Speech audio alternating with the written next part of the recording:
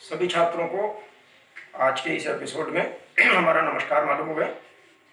आज के एपिसोड में मैं आपको केशव का जो पाठ है उसके बारे में हम चर्चा करेंगे। देखिए, सबसे महत्वपूर्ण चीज है, केशव का जन्म संवत 1618 में हुआ था। संवत यानी कि विक्रम संवत, हम इस चीज को जानते हैं।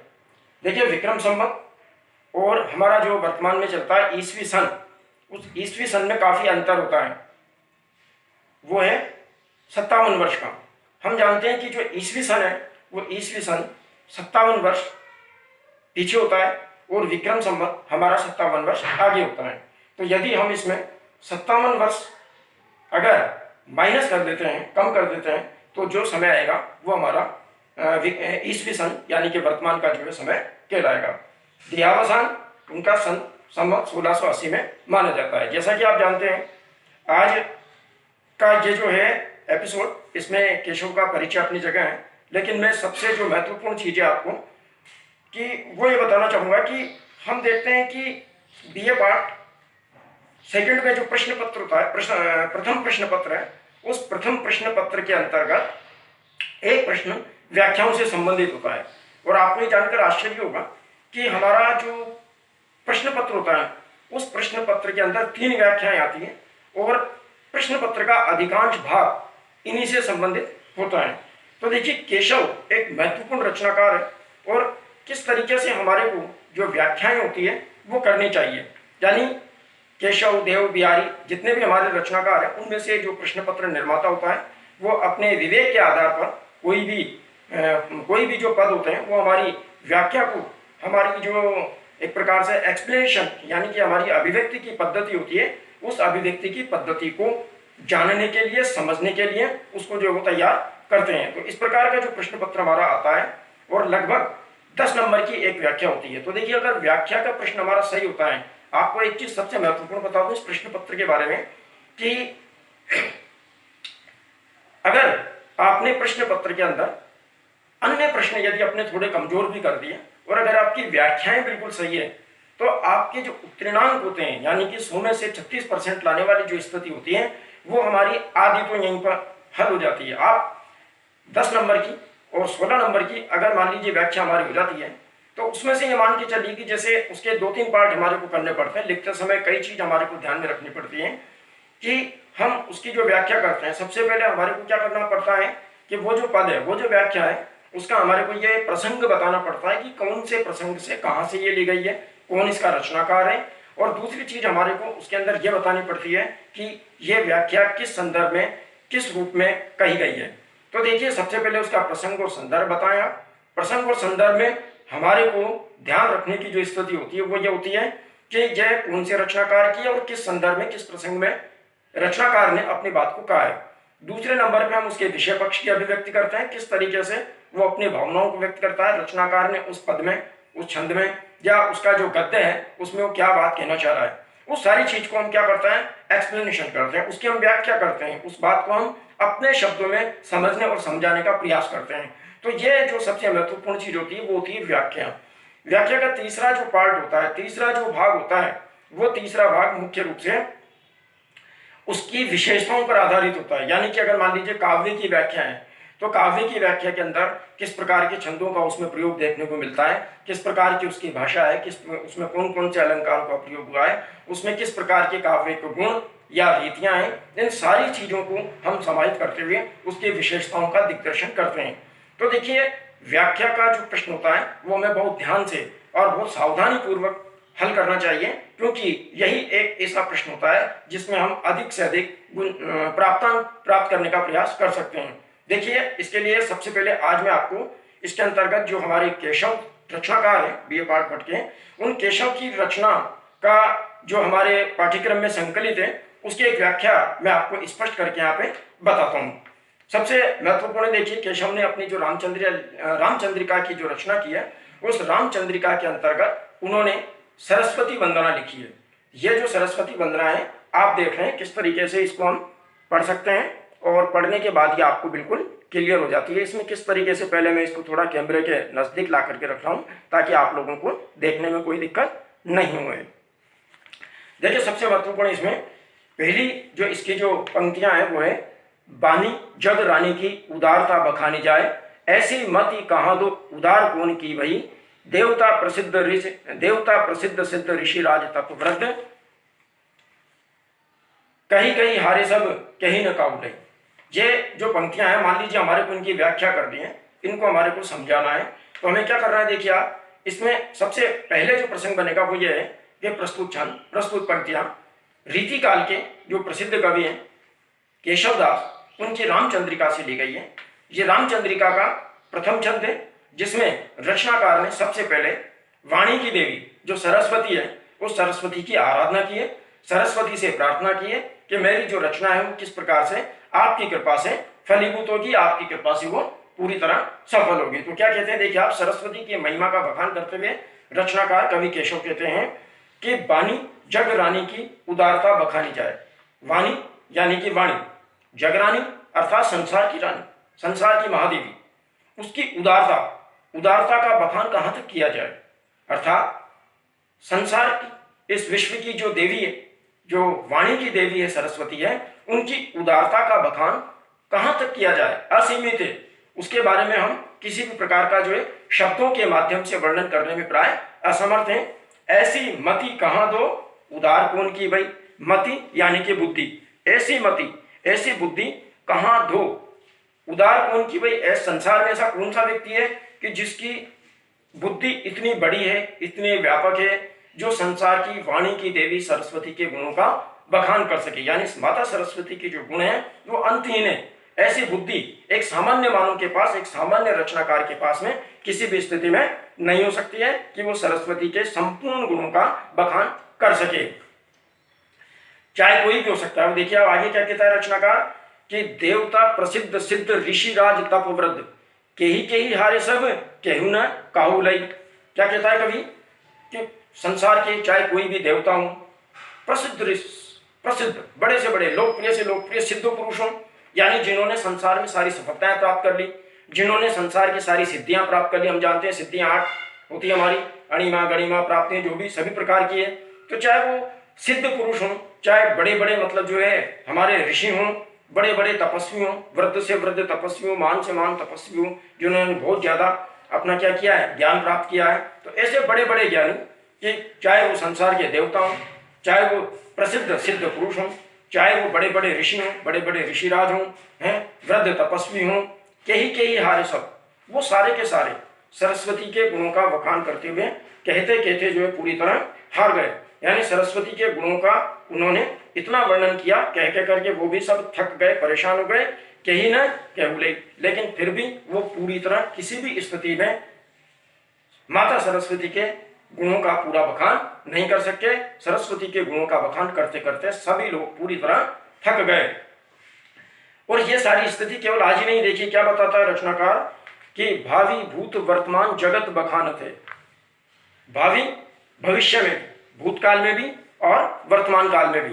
तो भावी भूत वर्तमान जगत बखानत है, केशवदास केहुना बखाने का उपे गई।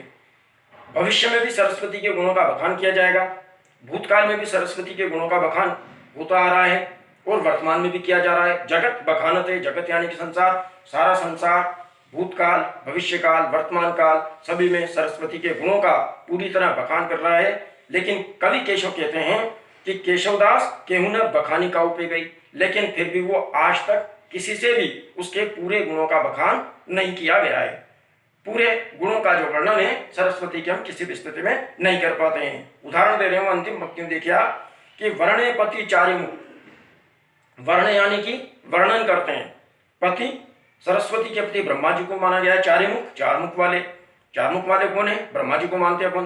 तो वर्णे पति चारि मुख यानी चार मुख वाले उनके जो स्वयं पति देव ब्रह्मा जी हैं, वो ब्रह्मा जी भी चार चार मुखों से उनका वर्णन करते रहे, लेकिन स्वयं उनके माध्यम से भी उनके गुणों का वर्णन नहीं किया जा सका। और पूत वर्णे 5 मुख, उनके जो पुत्र हैं कार्तिकेय आदि हैं, वो अपने पंचमुखी रूप में है ना। और नाती वर्णे, उनका जो नाती है अर्थात उनका जो कार्तिकेय है, गणेश है ना, वो षटमुख छह मुखों से क्या कर रहे हैं, वो लगातार उनका वर्णन करते रहते हैं। लेकिन फिर भी सरस्वती के जो गुण हैं वो नए नए रूप में प्रतिपादित होते रहते हैं, नए नए रूप में प्रकट होते रहते हैं, और आज तक सरस्वती के किसी भी प्रकार से संपूर्ण जो गुण हैं उन संपूर्ण गुणों का वर्णन कोई भी नहीं कर पाया है। तो देखिए आप इस छंद में किस प्रकार से रचनाकार ने सरस्वती की महिमा का बखान किया है, और सरस्वती की महिमा का बखान करते हुए बताया है कि वाणी की जो जगरानी है, जो संसार की वाणी की देवी है, इसके गुणों का बखान करना इतना संभव नहीं है जितना हम जानते हैं और समझते हैं। इसीलिए केशव माता सरस्वती से अपनी प्रार्थना करते हैं कि हे देवी, आप मेरे ऊपर कृपा बनाए रखें, ताकि मैं किसी भी स्थिति में अपनी रचना में असफल नहीं हूं, और रचनाकार पूरी तरह मतलब जो है मेरी जो रचना है वह आपकी कृपा से सफल होती रहे। तो इस प्रकार से हमारे को ध्यान रखना है। अब जहां तक देखिए इसकी काव्यगत विशेषताओं का प्रश्न है, तो हम इसमें बता सकते हैं कि इसमें रचनाकार ने किस प्रकार से विभिन्न अलंकारों का प्रयोग किया है। देखिए आप, अलंकारों की दृष्टि से अगर हम ज्यादा गंभीरता में नहीं लाए तो अनुप्रास तो इसमें हमारे को देखने को मिलता है। अनुप्रास दो तीन जगह देखने को मिलता है। सबसे पहले तो भावीभूत यानी भवर्ण की आवृत्ति हो रही है। इसी प्रकार से हम देखते हैं देवता प्रसिद्ध सिद्ध, है ना, यहाँ पर सिद्ध सिद्ध के अंतर्गत आवृत्ति होने के कारण अपन जो है आवृत्ति मान सकते हैं। और इसी प्रकार से सबसे जो महत्वपूर्ण चीज है वो है कि सरस्वती के गुणों का जो वर्णन है वो विभिन्न उदाहरणों के माध्यम से किया गया है, तो हम इसके अंतर्गत उदाहरण की जो स्थिति है वो भी मान सकते हैं। जहां तक भाषा का सवाल है, हम मानते हैं कि भाषा, देखिए केशव की भाषा यद्यपि कठिन मानी जाती है, लेकिन इस छंद की जो भाषा है वो पूरी तरह सहज और सरल है, बड़ी आसानी से समझ में आने वाली है। वाक्य रचना और जो छंद पद्धति का प्रयोग है वो सहज रूप में ही हम इसमें स्वीकार कर सकते हैं। तो इस प्रकार से केशव ने प्रस्तुत छंद के अंतर्गत माता सरस्वती के वंदना को अत्यंत सहज और सरल शब्दों के माध्यम से प्रकट किया है। उसके बाद देखिए आप, एक और छंद में आपका इसमें लेता हूं, वो है राम वंदना। क्योंकि केशव का जो उद्देश्य था वो राम की वंदना करना था, राम चंद्रिका उन्होंने लिखी है तो निश्चित रूप में राम के जीवन पर आधारित है, इसीलिए उनका एक और छंद हम लेते हैं। यह परीक्षा की दृष्टि से भी बहुत महत्वपूर्ण है, इसकी व्याख्या निश्चित रूप में परीक्षा में आने योग्य होती है। तो देखिए इसमें किस तरीके से उन्होंने राम की महिमा का बखान किया है, पहले सरस्वती और उसके बाद अपने आराध्य प्रभु श्री राम, उनके बारे में वो कहते हैं। देखिए आप क्या कहते हैं कि पुराण पुराण और पुरुष पुराण परिपूर्ण बतावे न बतावे और उक्ति को दर्शन देत जिने दर्शन समुझे न नेति नेति कहे वेद छाड़ी आन युक्ति को। क्या कहता है रचनाकार, देखिए आप कि पुराण पुराण यानी कि पूरे तो पुराण ग्रंथ, हमारे 18 पुराण माने गए, पुराण पुराण और पुरुष पुराण, और हमारे प्राचीन पुरुष बड़े बड़े विद्वान पुरुष, यहाँ तक कि स्वयं विष्णु को भी हम क्या मानते हैं, प्राचीन पुरुष के रूप में मानते हैं। तो हमारे पूरे पुराण पुराण, पुराण यानी कि पूरे पुराण ग्रंथ और पुरुष पुराण और प्राचीन पुरुष, बड़े बड़े विद्वान, बड़े बड़े तपस्वी, बड़े बड़े सिद्ध योगी परिपूर्ण बतावे ना, वो भी उनको परिपूर्ण नहीं बताते हैं। किसको? प्रभु श्री राम। राम क्या है? ईश्वर का अवतार है, ब्रह्म का अवतार है, और ब्रह्म क्या है? अंतहीन है। तो केशव क्या कहते हैं कि जिन श्री राम को हमारे पूरे पुराण ग्रंथ, हमारे बड़े बड़े तपस्वी ऋषि पुरुष आदि सभी कुछ क्या कर रहे हैं? परिपूर्ण नहीं बताते हैं, अर्थात उनका परिपूर्ण रूप से वर्णन करने में समर्थ नहीं है। यानी ईश्वर क्या है? अनादि है, अनंत है, उसके सारे गुणों का वर्णन हम नहीं कर सकते हैं। बतावे ना, बतावे और उक्ति को, और इसके संबंध में किसी भी प्रकार की कोई दूसरी उक्ति, दूसरा कथन भी नहीं कहा जा सकता है, या दूसरा कोई उपाय भी नहीं है कि हम किस प्रकार से प्रभु श्री राम के संपूर्ण गुणों का वर्णन कर सकें। ऐसे जो श्री राम है उनकी क्या विशेषता है, उनकी क्या प्रवृत्ति देखिए आप, यानी कि वो जो ईश्वरीय रूप है, जो ब्रह्म है, जिनके बारे में हमारे वेद पुराण सारे सब ये कह रहे हैं भाई उनके बारे में तो हम किसी भी प्रकार का कोई वर्णन नहीं कर सकते हैं। ऐसे जो अनादि अनंत ब्रह्म है उनकी क्या विशेषता है, देखिए क्या कहते हैं वो अगली पंक्ति में कि दर्शन देत जिन्हें दर्शन समुझे न। ऐसे प्रभु श्री राम क्या करते हैं, जो सच्चे भक्त होते हैं, जो हृदय से उनकी आराधना करते हैं, जो मन से उनकी आराधना करते हैं, उनको अपने दर्शन सहज में ही दे देते हैं। दर्शन दे, अपने दर्शन प्रदान कर देते हैं, जिन्हें दर्शन समझे न, जिनको कि बड़े बड़े दर्शन ग्रंथ भी नहीं समझ सके, जो सांख्य न्याय बड़े बड़े दर्शन ग्रंथ हैं हमारे, कर्म योग भक्ति योग है, तो ऐसे बड़े बड़े जो दार्शनिक ग्रंथ हैं, वो दार्शनिक ग्रंथ भी जिन ईश्वर को नहीं समझ सके हैं, बड़े बड़े दार्शनिक विद्वान, बड़े बड़े दर्शनों के ग्रंथ भी जिस ईश्वर का संपूर्ण रूप में वर्णन नहीं कर सकते, उसके वास्तविक स्वरूप का आकलन आज तक नहीं कर सके हैं, ऐसे जो अंतहीन प्रभु श्री राम है, वो सच्चे भक्तों को क्या करते हैं, एक ही पल में दर्शन दे देते हैं। तो दर्शन देत जिन्हें दर्शन समझेन, यानी कि जिन प्रभु श्री राम को बड़े बड़े ग्रंथ, बड़े बड़े दार्शनिक ग्रंथ नहीं समझ सके हैं, ऐसे प्रभु श्री राम अपने सच्चे भक्तों को एक पल में ही दर्शन प्रदान कर देते हैं। और नेति नेति कहे वेद छाड़ी आन युक्ति को, नेति नेति यानी कि न इति न इति, अर्थात जिसका कोई आदि और अंत का पता नहीं है, कहां उनका जन्म है, कहां उनकी मृत्यु है, कहां उनका प्रारंभ है, कहां उनका समापन है। नेति नेति कहे वेद, वेदों ने भी प्रभु को क्या कहा है, नेति नेति न इति न इति, यानी वेद भी उनका वर्णन करते करते थक गए और अंत में उन्होंने यही लिखा कि भाई ईश्वर तो क्या है, अनादि है, अनंत है, उसका न आदि का पता है न अंत का पता है। नेति नेति कहे वेद छाड़ी आन युक्ति को, बस यही कहकर के वेद भी पूरी तरह शांत हो जाते हैं। जानिए है केशवदास, कवि केशव अपनी रचना के बारे में कह रहे हैं, क्या कह रहे हैं, जानिए है केशवदास, कि केशव कहते हैं मैं जानता हूं इस बात को, जानिए है केशवदास कि मैं इस बात को जानता हूं, क्या जानता हूं, कि प्रभु श्री राम अंतहीन है।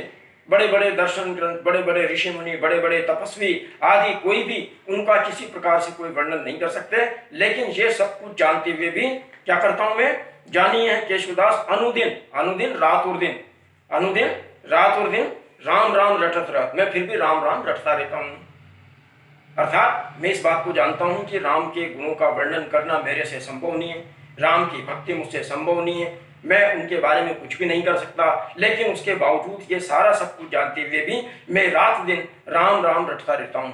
जानिए है केशवदास अनुदिन राम राम, केशव कवि कहते हैं कि मैं ये सारा सब कुछ जानते हुए भी रात दिन राम राम रटता रहता हूं, न डरत पुनरुक्ति को, और मैं मेरी अपनी कविता के अंदर पुनरुक्ति अर्थात बार बार, काव्य का एक दोष होता है जिसको हम कहते हैं पुनरुक्ति दोष होना, यानी एक ही शब्द जब बार बार आता है, बार बार वो रसात्मकता में खटकने लगता है, तो उसको अपन पुनरुक्ति दोष के नाम से जानते हैं। तो केशव क्या कहते हैं कि मैं अपनी रचना के अंदर बार बार राम शब्द लाता हूँ, बार बार राम शब्द लाता हूँ, इससे मेरी रचना में क्या हो रहा है, भले पुनरुक्ति नामक दोष हो रहा है, लेकिन मुझे उस पुनरुक्ति नामक दोष का भी कोई डर नहीं है। क्यों, क्योंकि मेरा मकसद केवल प्रभु की भक्ति है, केवल ईश्वर की आराधना करना है, केवल ईश्वर को स्मरण रखना है, उसी के ऊपर मुझे अपनी काव्य रचना को रखना है।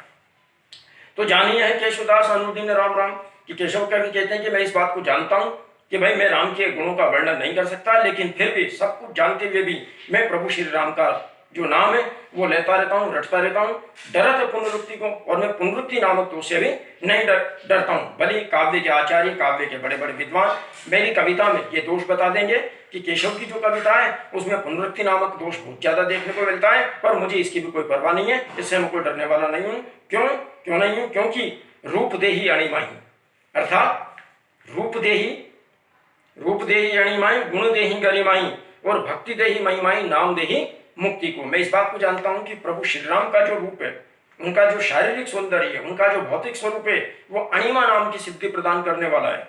अणिमा जो जीवन को लघुता प्रदान करती है, आपने 8 सिद्धियों का नाम सुना, अणिमा, महिमा, गरिमा, लघिमा, इस प्रकार से। तो उनका प्रभु श्री राम का जो नाम है, उनका जो रूप है, उनका जो सौंदर्य है, वो क्या है, अणिमा नाम की सिद्धि देने वाले को, अणिमा नाम की सिद्धि प्रदान करने वाला है, ठीक है।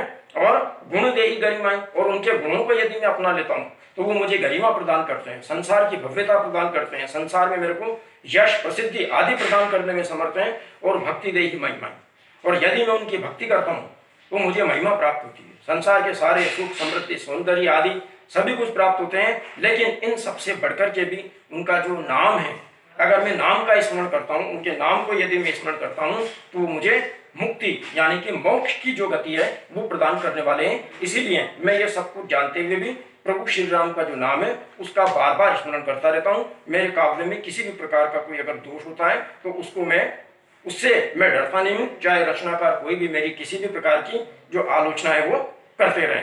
तो इस प्रकार से देखिए, आपने ये जो दूसरा छंद है इसमें राम वंदना, यानी कि किस तरीके से रचनाकार ने राम की जो भक्ति है उसका प्रतिपादन किया है, राम के गुणों का प्रतिपादन किया है, और साथ ही अपने ये देखिए आप, जैसे यहाँ पर अनुप्रास अलंकार पूरी तरह देखने को मिलता है, पुराण और पुरुष पुराण के अंदर देखने को मिलता है। साथ ही इसमें हमारे को यमक की जो छाया है वो भी देखने को मिलती है।